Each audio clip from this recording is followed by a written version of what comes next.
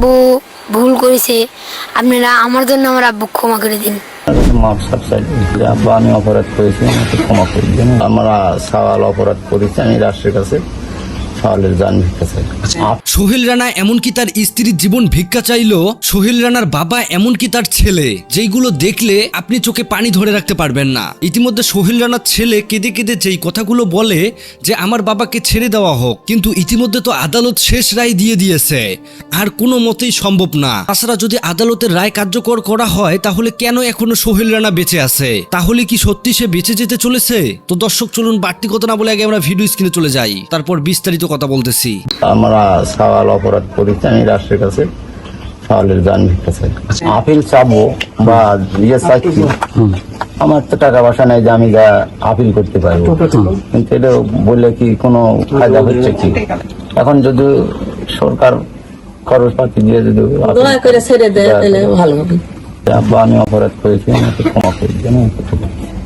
আমি আপিল চাই, আমার শাল বাড়িতে শুকাইছে, আমার শাল নিয়ে যাই, শাল নিয়ে করে কিনে খাই।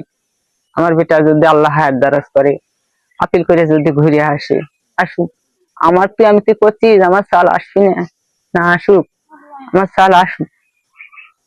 আমি মা, আমার কলজে ফাইটে যাচ্ছে, আমি বুঝতে পারছি বাবা। ঢাকা মিরপুরে একটা প্রশাসনের কাছ থেকে একটা সুন্দর বিচার আমরা পেয়েছি, এজন্য আমি সন্তুষ্ট যে অপরাধীর বিচার করবে। যেমন এনার বিচার হলো 5 কার্যদিবসে। আরো আমি একটা বাবা হিসেবে আমারও নিজেকেও খারাপ লাগছে, এলাকার সন্তান হিসেবে যে কাজটা রানা ঘটাইছে এটা একটা ন্যাক্কারজনক। ওনাদেরকে যদি ফাঁসিয়ে দিয়ে দেয়, অর্থদণ্ড যেটা দেয়া হলো সেটা কিভাবে আদায় করব? আইনের কিছু স্টেপ রয়েছে এই মামলা। যেহেতু আমরা যতটুকু দেখেছি, রাষ্ট্রপক্ষে কৌশলীগণ পক্ষে তারা আইনানুগ ভাবে যা যা করণীয় আইনি লড়াই করেছেন, অপরপক্ষে আসামি পক্ষ বিজ্ঞ আইনজীবী ছিল, স্টেট ডিফেন্স ছিল।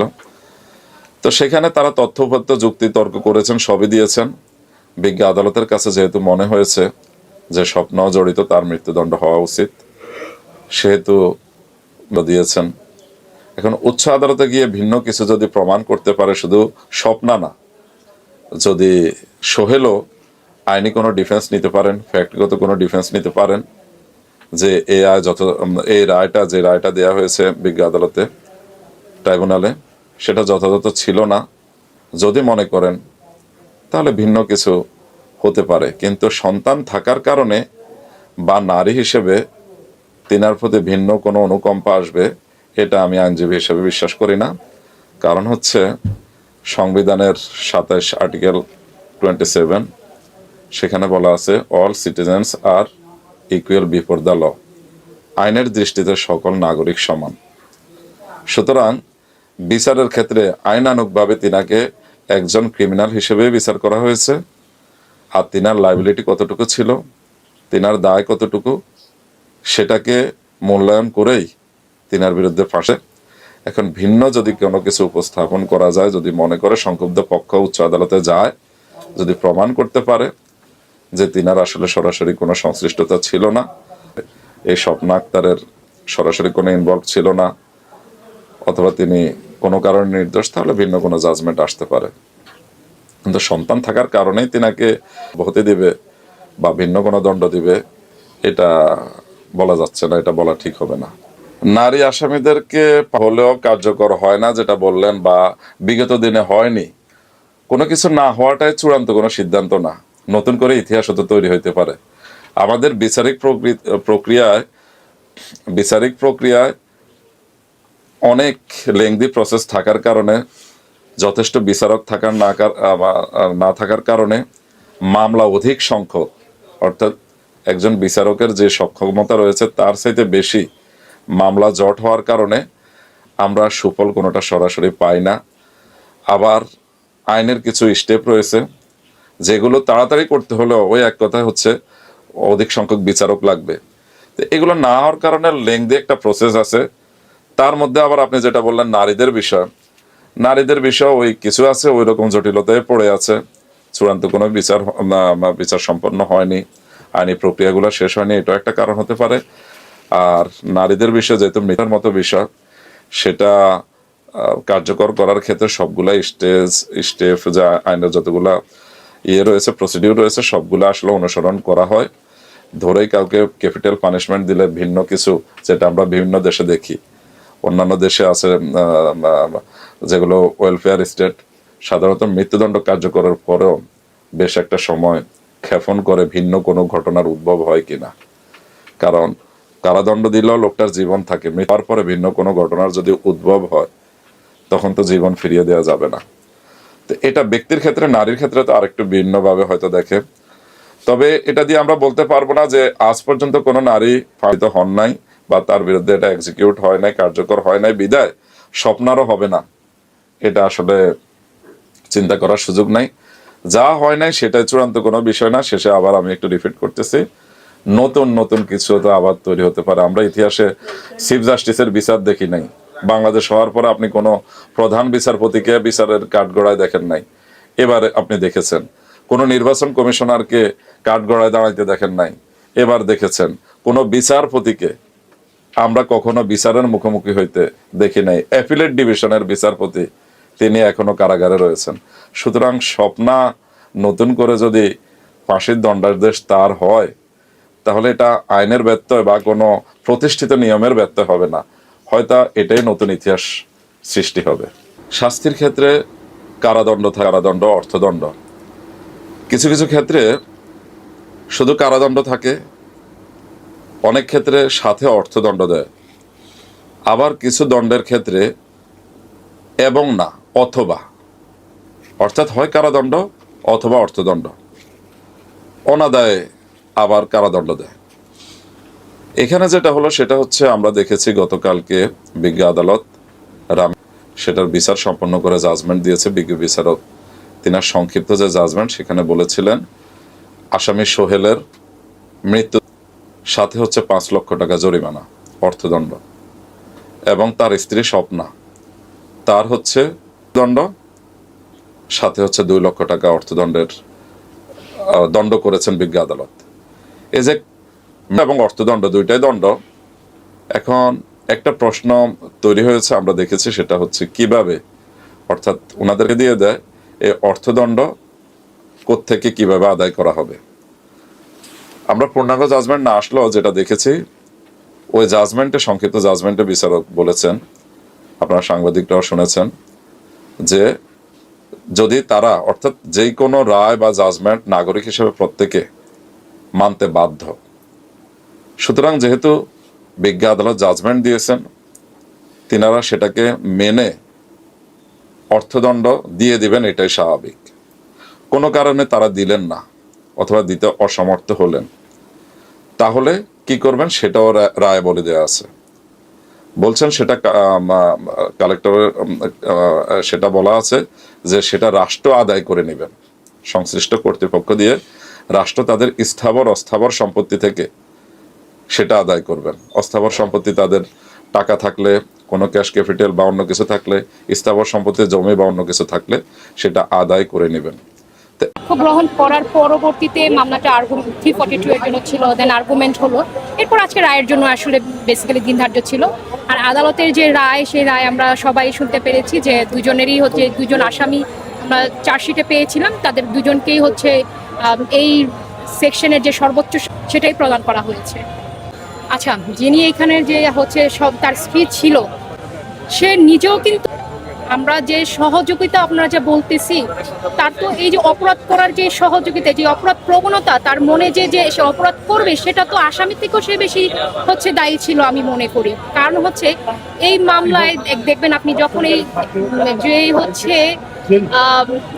যে হচ্ছে ভিকটিম যখন ওর রুমে গেল, তখন কিন্তু দুজনেই উপস্থিত ছিল, ভিকটিম দুজনই। উনি যদি তখন হচ্ছে এই আসামিকে যদি হচ্ছে উনি হচ্ছে আশেপাশের মানুষকে, যেহেতু পাশাপাশি ফ্ল্যাটে ছিল, উনি যদি চাইতো তাহলে রামিসার আজকে এই অবস্থা হইতো না অপরাধীর সহযোগী হিসাবে। এবং আমি মনে করি এই যে মাননীয় যে আদালত যিনি ছিলেন, উনি এই মামলার যত সাক্ষ্য প্রমাণ যা কিছু আছে সকল কিছু বিশ্লেষণ করেই দেখেছেন যে এই মামলার যিনি হচ্ছে আদালত, সেই কথা মাথায় রেখে এবং সকল সাক্ষ্য প্রমাণ এবং আসামি কর্তৃক 164 অনুযায়ী তাদেরকে হচ্ছে শাস্তি প্রদান করা হয়েছে এবং আসামি নিজেই স্বীকারোক্তি দিয়েছে।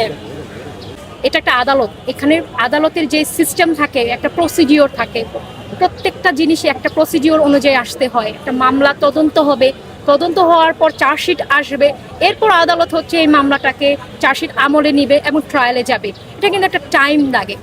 তারপরও আমাদের যে আমাদের যে আইন ব্যবস্থা, এখানে কিন্তু দ্রুত বিচার ট্রাইব্যুনাল করা হয়েছে, যেগুলো স্পেশাল যে মামলাগুলো, স্পেশাল যে আইনের মাধ্যমে যে মামলাগুলো হয় তা কিন্তু ট্রাইব্যুনালের মাধ্যমে বিচার হয় এবং ট্রাইব্যুনাল 180 দিনের মধ্যে মামলার কার্যক্রম শেষ করার জন্য আমাদের আইনে বলা আছে। কিন্তু আমরা অনেক সময় পারিপার্শ্বিক দিক দিয়ে আমরা অনেক সময় আমাদের এটা বিলম্ব হয়, সাক্ষী আসে না। একটা মামলা তো প্রপার সাক্ষ্য প্রমাণ গ্রহণ না করে আমরা রায় দিতে পারি না, কারণ আমরা সাক্ষ্য প্রমাণের পরেই বলতে পারি যে এই একটা আসামি সে আসলে এই কাজটা সে অপরাধী। এর আগে কিন্তু আমরা প্রথমেই বলতে পারি না সে অপরাধী। কিন্তু এই সাক্ষ্য গ্রহণটা করার জন্য আমাদের একটা মিনিমাম টাইম দরকার হয়। না না না না না না আমাদের হচ্ছে বাংলাদেশ যে হচ্ছে আইনের মাধ্যমে যে স্পেশাল কিছু ল আছে, এগুলো স্পেশাল ট্রাইব্যুনালের মাধ্যমে, যেহেতু আমাদের যে অন্যান্য যে অপরাধগুলো হয় সেগুলো দ্বন্দ্ববিধির আন্ডারে হয়, এগুলো হচ্ছে আমাদের বিশেষ আইন। যখন আমাদের মন্ত্রী পরিষদে কিছু বিশেষ আইন পাশ করা হয়, সেগুলোর জন্য আলাদা করে কোর্ট বানানো হয়, ওগুলোকেই আমরা স্পেশাল ট্রাইব্যুনাল বলি। আর আপনারা যেটা বলছেন যে ভাইরাল হওয়া ব্যাপারটাতে আমি মনে করি যে হ্যাঁ, অবশ্যই এই মামলায় ভাইরাল হওয়ার কারণে অনেক ইফেক্ট এনেছে, এটা আমি নিজেও মনে করি। কারণ আপনারা দেখবেন যখনই আমাদের সমাজে যত বড় বড় একটা রেভলিউশন হয়েছে, সব কিন্তু সাধারণ মানুষের একত্রিত হওয়ার কারণেই হয়েছে। এটাকে আমরা এখন একটা ওয়ার্ড দিচ্ছি ভাইরাল হওয়া। এই যে এক হওয়া, সবাই একসাথে বিচার চাওয়া, এই জিনিসটার কারণে কিন্তু রাষ্ট্রীয়ভাবে একটা প্রভাব ছিল যে একটা সুষ্ঠু এবং দ্রুত বিচারের, যার জন্য রামিসার মামলাটা আমাদের যে মাননীয় প্রধানমন্ত্রী ছিলেন, উনি কিন্তু এই মামলা যাতে দ্রুত হয় এইভাবে হচ্ছে একটা আশ্বস্ত ত্যাগ করেছিলেন। অন্যান্য সকল মামলাও আমরা চাই এইভাবে হবে। প্রত্যেকটা মামলার ফ্যাক্ট আলাদা, প্রত্যেকটা মামলার সিনারিও আলাদা, আমরা আবার এটাও চাই না যে অতিরিক্ত ভাইরাল করে কোনো সুষ্ঠু বিচার না হয়ে কোনো মামলার কোনো আসামি প্রমাণ করা। সুষ্ঠু বিচারের জন্য ভাইরাল হওয়াটা চেয়েও জরুরি হচ্ছে পুঙ্খানুপুঙ্খভাবে বিচার ব্যবস্থা শেষ করা। এই জিনিসটা আসে না যে এটা একটা অপরাধ, এটার একটা শাস্তি হতে পারে, এই অপরাধটা করলে আমাদের এইরকম হতে পারে, এই ইম্প্যাক্ট করতে পারে। তাই আমি অ্যাজ এ নাগরিক হিসাবে, একজন মেয়ে হিসাবে আমি মনে করি শুধুমাত্র আপনার মানবিক একটা অবক্ষয়ও থাকে। শুধুমাত্র একটা মেয়ে না, শুধু ওই পরিবার বলেন, আশেপাশে সমাজ বলেন, সবাইকে একটা এফেক্ট ফেলে। তো আমি সর্বোচ্চ এবং দৃষ্টান্তমূলক শাস্তি চাই, যে দৃষ্টান্তটা সমাজে প্রতিষ্ঠিত থাকবে, যে দৃষ্টান্তের কথা চিন্তা করে যে অপরাধ প্রবণ যাদের অপরাধ করার ইচ্ছা জাগে, যাতে এই অপরাধ করার জন্য তাদের মনে এই ইচ্ছাটা না আসে যে আমি এই অপরাধটা করব। কারণ যখন আমি অপরাধের শাস্তিটা দেখব প্রচণ্ড এফেক্টিভ, আমরা ওই অপরাধটা করতে যাব না। আমাদের যে নৈতিকতা, আমাদের যে নৈতিক দিক থেকে আমরা যে মানুষ, আমাদের এইগুলা ধর্মীয় বলেন, সামাজিক, ধর্মীয় সকল নৈতিকতা আমাদের বাড়াতে হবে, যাতে আমরা এই অপরাধের দিকে আমরা নাই যাই। আর এরকম দৃষ্টান্তমূলক আরও হওয়া উচিত, যাতে আমাদের এই অপরাধ প্রবণ মন যাতে আমাদের আর না হয়। বন্ধুরা, এতক্ষণ থেকে পুরো ভিডিওটি প্রথম থেকে শেষ পর্যন্ত দেখার জন্য আপনাদেরকে অসংখ্য ধন্যবাদ। পুরো ভিডিওতে দেখতেই পেলেন সোহেল রানা এমনকি তার স্ত্রী, তাদের দুইজনকেই আদালত শেষ রায় দিয়ে দিয়েছে। এমনকি তাদেরকে 5 লক্ষ টাকা করে ফাইন করা হয়েছে, মানে জরিমানা। তবে ইতিমধ্যে সোহেল রানা এমনকি তার বাবা মা সহ এই সোহেল রানার ছেলে মেয়েগুলো কান্না করতেছে যে আমাদের বাবা ছাড়া কেউ নেই, আমাদের বাবাকে অন্য কোনো শাস্তি দেওয়া হোক, কিন্তু এইটা থেকে অন্তত তাকে ছেড়ে দেওয়া হোক। সত্যি তার ছেলে মেয়েগুলোর এইরকম ভিডিও দেখে অনেকেই ভেঙে পড়তেছে যে এত ছোট ছোট ছেলে মেয়েদেরকে রেখে দুনিয়া ছেড়ে চলে যেতে হবে সোহেল রানা এমনকি তার স্ত্রী স্বপ্নার। তাছাড়াও ইতিমধ্যে সোহেল রানার বাবাকে বলতে শোনা যায় যে আমার এত টাকা পয়সা নেই যে আমি উচ্চ আদালতে গিয়ে আপিল করব, আমার ছেলের জীবন বাঁচাবো। তবে সবচেয়ে আশ্চর্যকর বিষয় হচ্ছে স্বপ্না নামের যেই মেয়েটা, তার বাবা প্রকাশ্যেই বলে দিয়েছে আমার মেয়েকে আমি মেয়ে বলে মানি না, কেননা অনেক আগেই নাকি এই স্বপ্না বাড়ি থেকে চলে আসছে, যার কারণে তার বাবা মেয়ে বলে স্বীকার করে না, যেটা তার বাবা নিজ মুখেই বলেছে। তো দর্শক, পুরো ভিডিও দেখার পর আপনাদের মতামত কমেন্ট বক্সে জানাবেন, পারলে ভিডিওটি শেয়ার করবেন। আল্লাহ হাফেজ।